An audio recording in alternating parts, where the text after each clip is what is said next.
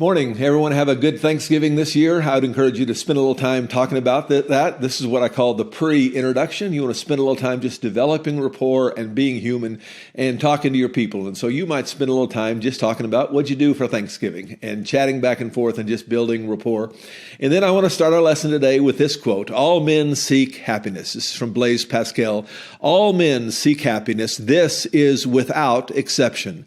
Whatever different means they employ, they all tend to this end. The cause of some going to war and of others avoiding it is the same desire in both, attended with different views. This never takes the least step but toward this object. This is the motive of every action of every man, even those who hang themselves. And what a relief it was years ago. I thought for a long time, this desire I have for happiness, I thought it was an evil desire that needed to be renounced, that needed to be repented from. And then I read John Piper's book, Desiring God. There's an old version of it. The new one was about twice this long.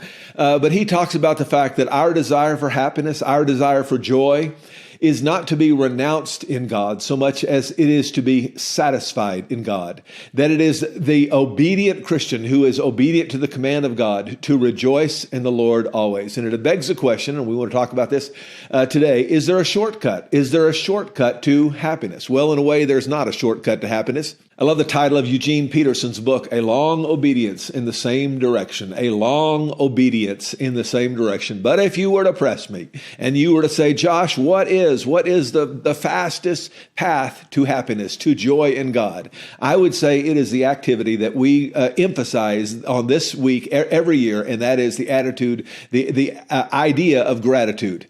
And a few years back, about 4 or 5 years ago, one of the things I love about teaching, I think probably one of the things you love about teaching is you can fall asleep during somebody else's teaching, but it's very difficult to fall asleep during your own teaching. And my life was profoundly influenced a few years ago, about 5 years ago, when I taught on this idea of Thanksgiving. And two ideas occurred to me. The first idea is this. We oftentimes this time of year, we'll get around and we'll talk about Thanksgiving and the importance of giving thanks and so on. And someone will invariably say in your class, yep, we ought to have Thanksgiving all the time. We sure ought to be more grateful than we are. We're such rotten people. We just aren't as grateful as we ought to be. And we do nothing about it. And next year we come back and we do the same thing. And a couple of insights hit me a couple of years ago, a few years back, 5 years or so ago on Thanksgiving, that have forever changed my life and my dream for you.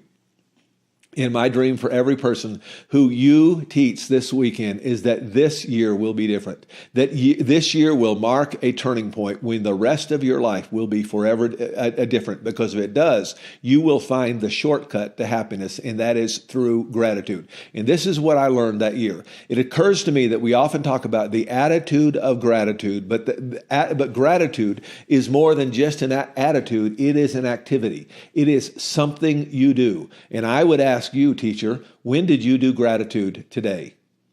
During what few minutes today did you participate in the activity of gratitude? I would encourage you to ask your people that question this week. When did you participate in the activity of gratitude this week? This is something that you do.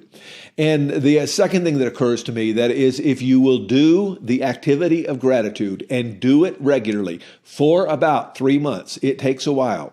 For about 3 months, it will become a habit, and that habit will become an attitude, and you would have to work at it to not be grateful. And when that happens, joy will become almost automatic. This is the shortcut to joy. This is the shortcut to happiness. And that is that we develop the activity of gratitude until it becomes a habit, and then it will become a attitude. And that's what we're heading for. And so we're going to dive into some details in this passage, but let me encourage you, don't get lost in the details. You want to keep in mind where you're heading. I am trying to get my people this week to engage in the activity of gratitude. You're going to do that by leading by example. You're going to do that by saying to your people, if I said to my people a gazillion times, the activity that I have embraced is thanking God for 20 things before I go to bed every night. I've told you these 20 things before. Do you remember what they are?